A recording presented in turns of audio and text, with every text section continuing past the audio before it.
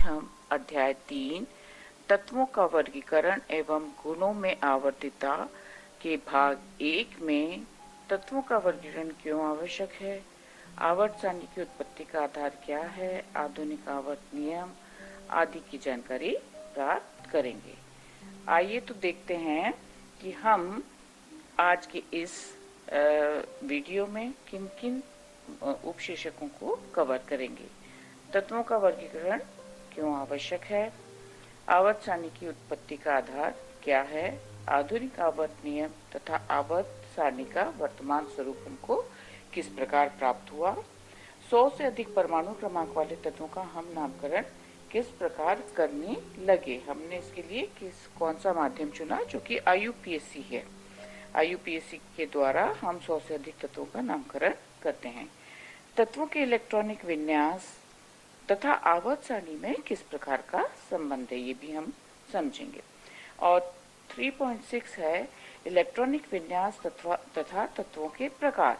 अब ये जो इलेक्ट्रॉनिक विन्यास हो गए, इसके आधार पर तत्वों को हमने कितने प्रकार में बांटा है। इस आधार पर हमने तत्वों को 4 भागों में बांटा है, S, P, D और F ब्लॉक के तत्व। इसके बाद बहुत ही मुख्य आता है, जिस बिंदु का की आवश्यकता हमको, जिस ज्ञान की आवश्यकता हमको आगे भी बहुत अधिक पड़ती है, वह है कि तत्वों के गुणों में आवर्तिता किस प्रकार से होती है। तो देखते हैं बच्चों कि कैसे हमको ये जो आवर्त सारणी प्राप्त हुई है, इसके लिए वैज्ञानिकों ने किस प्रकार काम किया है। रसायन विज्ञान के प्रारंभिक काल में तत्वों की संख्या बहुत कम थी, किंतु धीरे धीरे इन तत्वों की संख्या बढ़ती गई, जिसके कारण तत्वों का अलग अलग ठीक प्रकार से अध्ययन करना कठिन हो गया। अतः इन तत्वों का क्रमबद्ध व व्यवस्थित अध्ययन करने के लिए इनका वर्गीकरण आवश्यक हो गया। आप देखते हैं कि जब हम खरीदारी करने एक सुपर स्टोर में जाते हैं, 2 प्रकार के सुपर स्टोर हैं। एक बहुत ही व्यवस्थित ढंग से बनाया हुआ है, जमाया हुआ है, और एक में सामान को अस्त व्यस्त रखा हुआ है। आप देखते हैं कि जहां पर व्यवस्थित ढंग से सामान को रखा गया है, जैसे कि क्लीनिंग का सामान एक तरफ रखा गया है, पाउडर क्रीम वगैरह एक तरफ रखे गए हैं, खाने के सामान में भी एक रिदम है, एक तारतम्य है कि आटे एक प्रकार से रखे गए हैं, दाल एक प्रकार से रखी गई है। और इसकी बनिस्बत यदि दूसरा एक स्टोर है जहां पर सामान तो सब है, लेकिन वो बहुत अव्यवस्थित ढंग से रखा गया है, तो हमको अपना कार्य करने में बहुत अधिक समय लगेगा। तो आवर्त सारणी का एक बहुत ही महत्वपूर्ण जो उसका जो फायदा है, जो उपयोगिता है, वह यह है कि जब हम आवर्त सारणी का अध्ययन कर लेते हैं, तो हमको पूरे 118 तत्वों के बारे में थोड़ी बहुत जानकारी पहले से ही प्राप्त हो जाती है। और साथ ही साथ क्या आगे इनके गुणों में आवर्तिता रहेगी, इसका परमाणु आकार क्या रहेगा, या इसका परमाणु क्रमांक कहाँ इसका स्थान होगा, या इसका स्थान जहाँ है उसके आधार पर इसका परमाणु क्रमांक क्या होगा, आदि की जानकारी का अंदाजा हमको आवर्त सारणी से ही लग जाता है। तो आइए आज हम जो आधुनिक आवर्त सारणी का अध्ययन करते हैं, जिसमें 118 तत्वों को रखा गया है, उसकी उत्पत्ति किस प्रकार से हुई है। वह हमको आवर्त सारणी इतनी आसानी से नहीं बन गई जो हमने आज हमारे सामने प्रस्तुत होती है। उस पर बहुत सारे वैज्ञानिकों ने काम किया और उसका वर्तमान स्वरूप हमारे सामने आया। आवर्त सारणी की उत्पत्ति, तत्वों का वर्गीकरण समूहों में और आवर्तता नियम वैज्ञानिकों द्वारा अनेक अवलोकनों तथा प्रयोगों का परिणाम है। वैज्ञानिकों ने बहुत अवलोकन किया, ऑब्जर्वेशन किया और रिसर्च की, उसके बाद हमको यह आवर्त नियम प्राप्त हुआ है।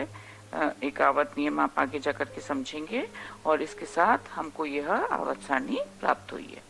लगभग 100 वर्षों 1789 से लेकर 1913 तक के गहन अध्ययन के पश्चात वर्तमान में प्रचलित आधुनिक आवर्त सारणी का जन्म हुआ।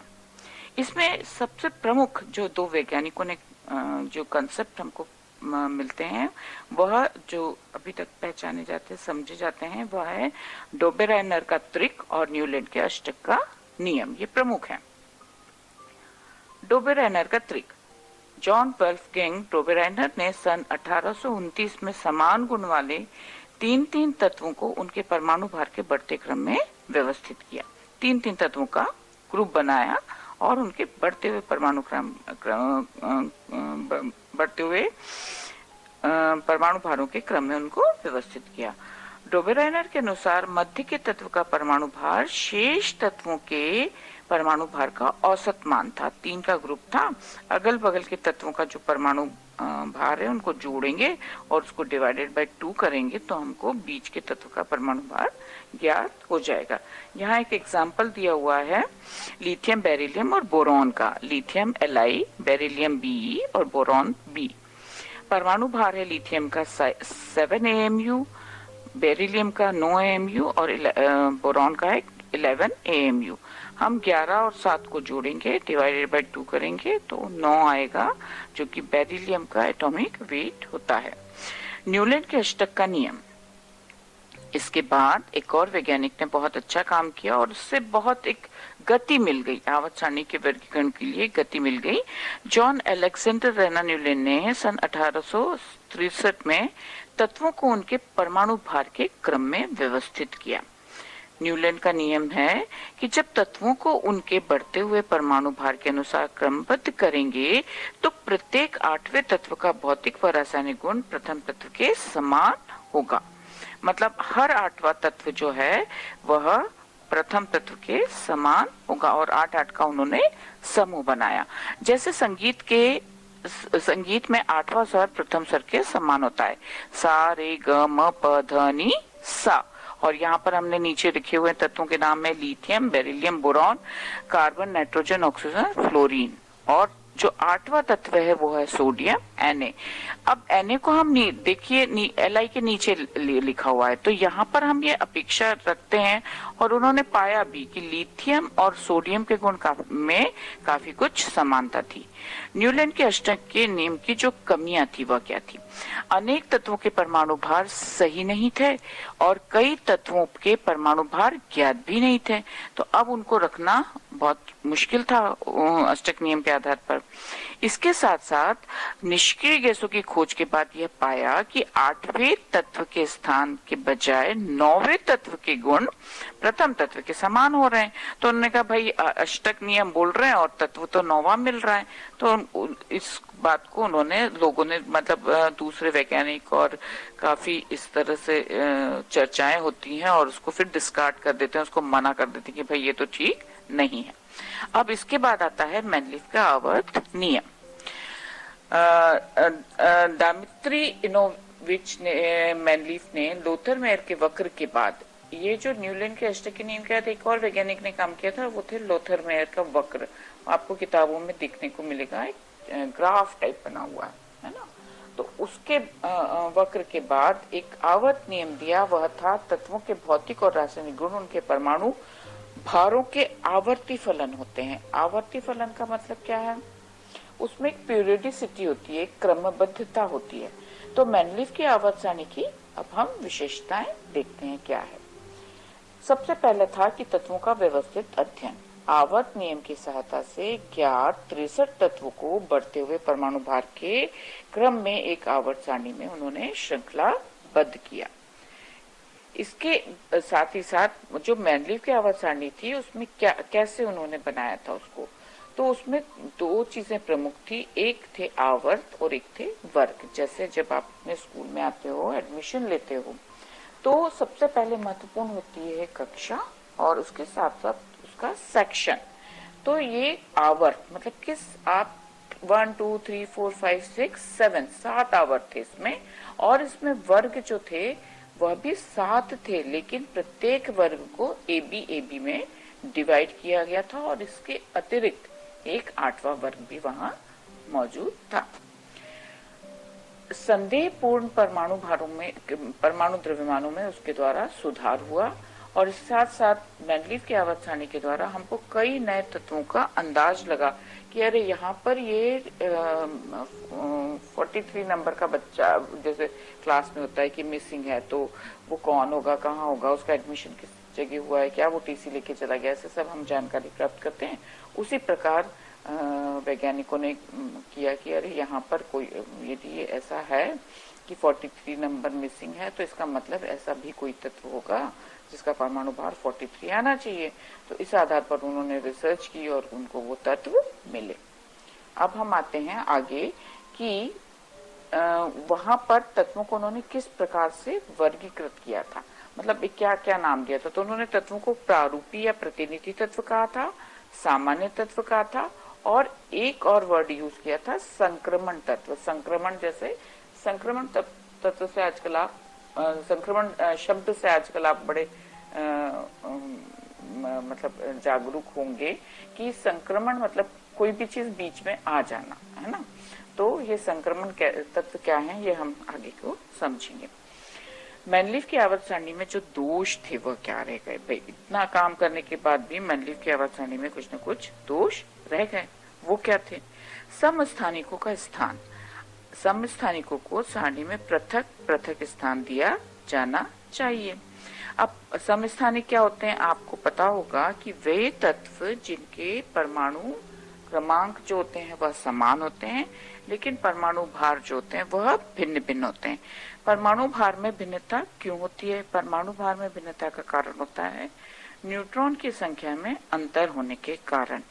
अंदर नाभिक में प्रोटॉन और न्यूट्रॉन है। किसी भी परमाणु में प्रोटॉन और इलेक्ट्रॉन की संख्या तो बराबर होती है। यदि 5 प्रोटॉन होंगे तो 5 ही इलेक्ट्रॉन होंगे, लेकिन न्यूट्रॉन की संख्या वेरी कर सकती है, और इसके कारण हम ये कहते हैं कि यह उस तत्व का समस्थानिक है। जैसे हाइड्रोजन के आपको 3 समस्थानिक प्राप्त हैं, प्रोटियम, ड्यूटेरियम और ट्राइटिरियम। इसको एक बार आप अपनी पुस्तकों से समझ लेंगे कि समस्थानिक क्या होते हैं। इसके बाद हम आते हैं, अगला पॉइंट है हमारा असमान गुण वाले तत्वों को एक ही वर्ग में रख दिया उन्होंने।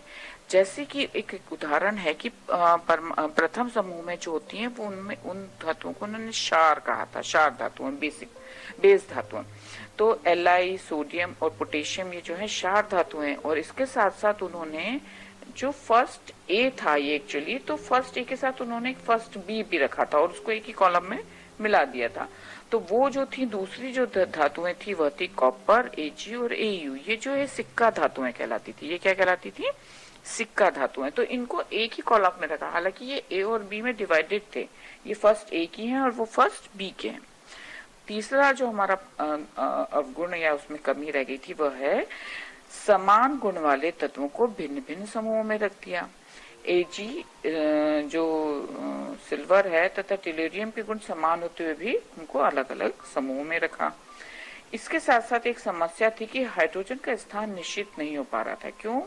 क्योंकि हाइड्रोजन जो है वो फर्स्ट ए और 7a दोनों से समानता प्रदर्शित करता है। वह एक इलेक्ट्रॉन, उसके बाहरी कक्ष में एक इलेक्ट्रॉन है, वह फर्स्ट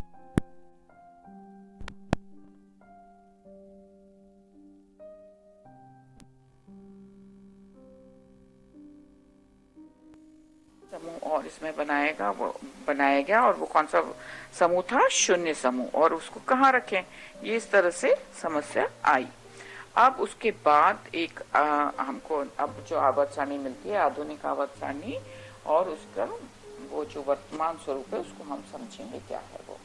1913-14 में मोसले नामक वैज्ञानिक ने परमाणु क्रमांक की अवधारणा दी।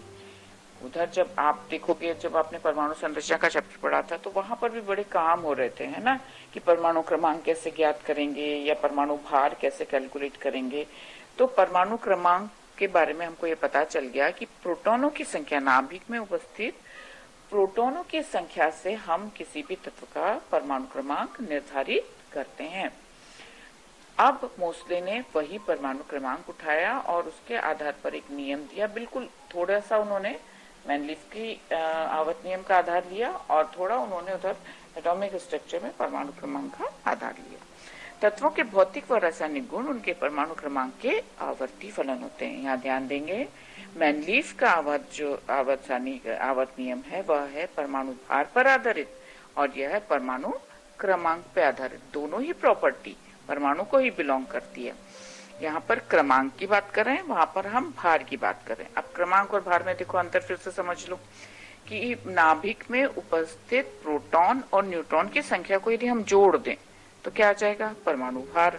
और केवल परमाणु अंदर केवल परमाणु के नाभिक में उपस्थित केवल प्रोटॉनों की संख्या की बात करें तो हमको क्या प्राप्त होता है? परमाणु क्रमांक। तो तत्वों के भौतिक व रासायनिक गुण उनके परमाणु क्रमांक के आवर्ती फलन होते हैं। आधुनिक आवर्त नियम के आधार पर बोहर ने तत्वों को उनके परमाणु क्रमांक के आधार पर व्यवस्थित किया। इस प्रकार मैंडलीव की आवर्त सारणी की अपेक्षा इसमें वर्गों की संख्या अधिक हो गई एवं सारणी को एक दीर्घाकार आवर्त सारणी कहा गया। अब वर्गों की संख्या बढ़ गई तो दीर्घ हो गई, तो इसलिए इसको दीर्घाकार आवर्त सारणी भी कहते हैं और आधुनिक आवर्त सारणी भी कहते हैं, long form of periodic table भी कहते हैं। बोहर की दीर्घ आवर्त सारणी में 7 क्षैतिज पंक्तियां, जिनको हम क्या कहते थे? आवर्त, वो तो 7 ही थे, लेकिन 18 ऊर्ध्वाधर खंड हैं जिन्हें वर्ग कहते हैं। खड़े खंड को हम ऊर्ध्वाधर खंड कहते हैं और आड़ी पंक्तियों को हम आवर्त कहते हैं। यहाँ पर आप आधुनिक आवर्त सारणी का एक चित्र देखेंगे और इसमें इस पर ध्यान देंगे। सबको अपनी अपनी जहाँ आप पढ़ाई कर रहे हैं उस टेबल के सामने एक आवर्त सारणी का जब जो भी आपको मतलब चित्र मिले उसको चिपका के रखें अथवा खुद ड्रॉ करें। मेरा ऐसा सोचना है कि इस समय आपके पास समय बहुत है, तो आप उस आवर्त सारणी को स्वयं बनाएं देख करके और उसमें कलर करें, आप इंजॉय करेंगे और इससे आप जब खुद बनाएंगे तो आपको बहुत सारी चीजें समझ में आएगी। बेटा, रेडीमेड आवर्त सारणी चिपकाने से अच्छा मेरा कहना यह है कि आप स्वयं खुद एक एक आवर्त सारणी ड्रॉ करें। अब इसमें जो है 4 भाग से बांटा गया है तत्वों को: सामान्य तत्व, संक्रमण तत्व, शून्य समूह के तत्व और दुर्लभ मृदा तत्व। अब हम आते हैं कि जब नए नए तत्वों की खोज होती जा रही थी तो उनका जो है वह कैसे नामकरण करना है। पहले तो क्या होता था, जिस वैज्ञानिक ने जिस तत्व की खोज कर दी या जिस शहर में उस तत्व की खोज हो गई, इस तरह से उस तत्व का नाम रख दिया जाता था। लेकिन तत्व ज्ञात होते जा रहे थे और उसमें मतलब अब मैंने मान लो कि मैंने भोपाल में किसी तत्व की खोज की, जैसे आज अभी चल रहा है कि वैक्सीन की खोज इंडिया में भी चल रही है, रशिया में भी चल रही है, चाइना में भी चल रही है और सब लोग उसको अलग अलग नाम दे दें लेकिन वह चीज एक ही हो। तो इस तरह से अब तो हम तालमेल बिठा करके एक ही नाम दे सकते हैं। तो उसी तरह एक IUPAC international union pure applied chemistry संस्था है जिन्होंने कहा कि नहीं, अब हम बताते हैं आप लोग तत्वों के नाम कैसे रखेंगे। ये उदाहरण यहाँ आपको समझ में आएगा उदाहरण के द्वारा। कभी कभी वैज्ञानिक बिना विश्वसनीय आंकड़े इकट्ठे किए नए तत्वों की खोज का दावा करने के लिए लालायित हो जाते थे। उदाहरण के लिए 104 परमाणु क्रमांक वाले तत्व को अमेरिकी वैज्ञानिक ने रदरफोर्डियम नाम दिया, जबकि रूसी वैज्ञानिक ने उसको कुर्शाटोनियम नाम दे दिया।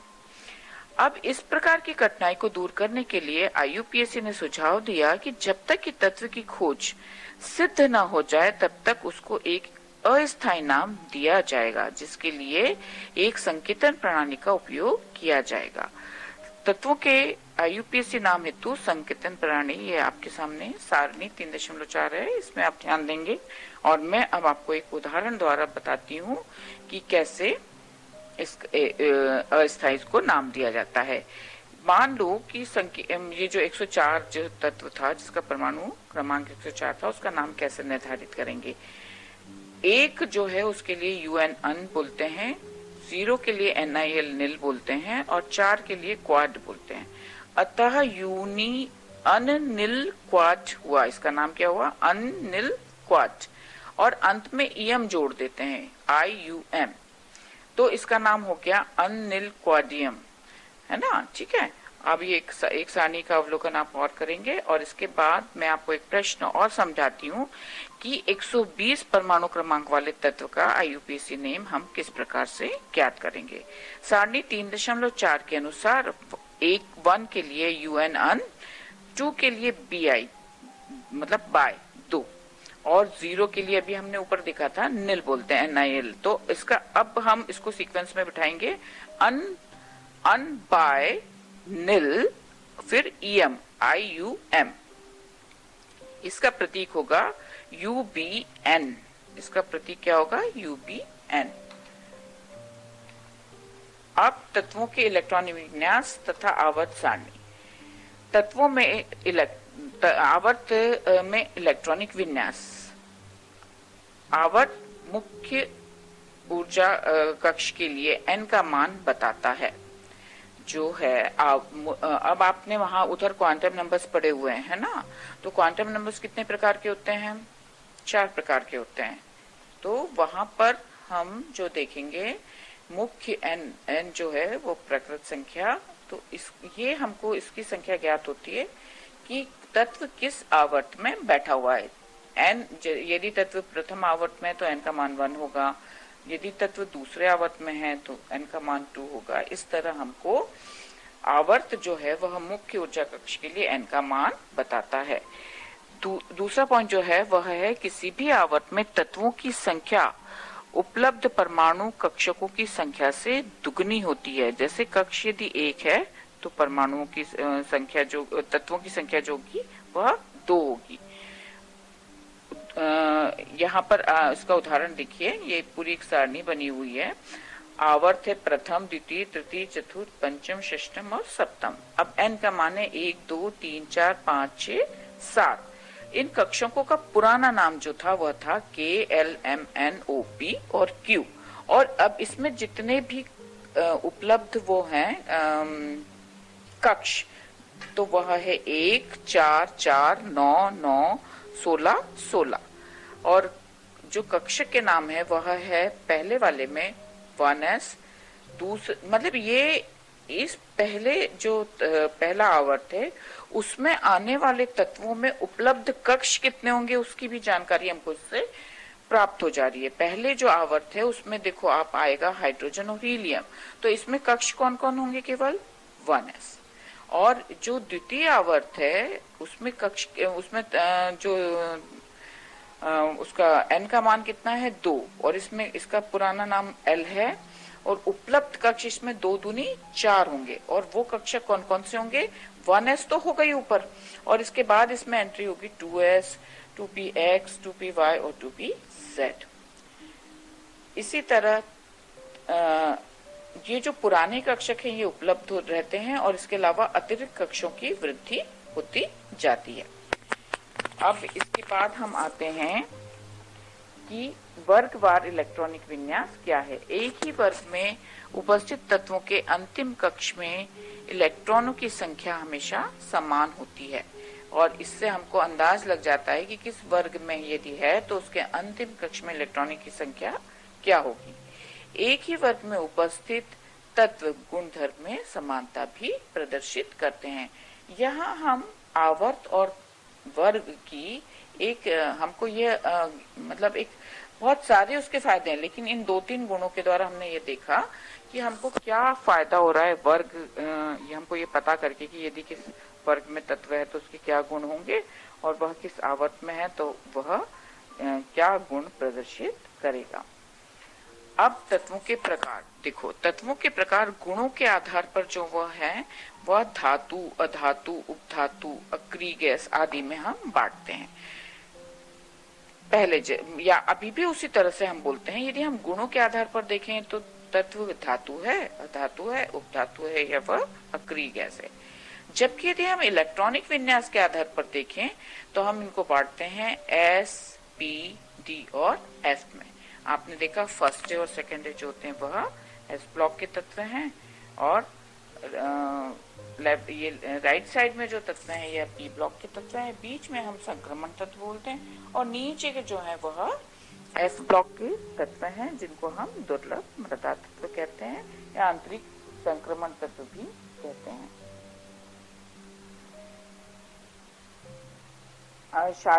जो फर्स्ट है वह 2 भागों में बटा हुआ है, क्षारीय धातु फर्स्ट है और क्षारीय मृदा धातु सेकेंड है। पी ब्लॉक को हम निरूपक तत्व कहते हैं, डी ब्लॉक को हम संक्रमण तत्व कहते हैं और एफ ब्लॉक को हम आंतरिक संक्रमण तत्व कहते हैं। अब आज आपने बच्चों जो भी पढ़ा उसको हम इस तरह से एक बार एक नजर हम इस पर डाल लेते हैं। और आज का आपका काम है कि आपको आवर्त सारणी आपको बनाना है और मैंडलीफ का आवर्त नियम तथा मोसले का आवर्त नियम याद रखना है। पुनरावृत्ति हम एक बार करते हैं कि आज हमने क्या क्या पढ़ा है। डोबे-राइनर का त्रिक हमने पढ़ा, न्यूटन के अष्टक का नियम, मैनलीफ का आवर्त नियम, मैनलीफ के आवर्त नियम की जो कमियां थी वह हमने देखी, आधुनिक आवर्त नियम भी हमने पढ़ा, और आधुनिक आवर्त सारणी से तत्वों के जो प्रकार देखे वह थे एस, पी, डी और एफ। आज के लिए आपके प्रश्न हैं, मैनलीफ की आवर्त सारणी के दोष क्या हैं वह लिखिए, आधुनिक आवर्त नियम लिखिए, और आईयूपीएसी पद्धति से 105 परमाणु क्रमांक वाले तत्व का नाम लिखते हुए उसका संकेत भी लिखिए।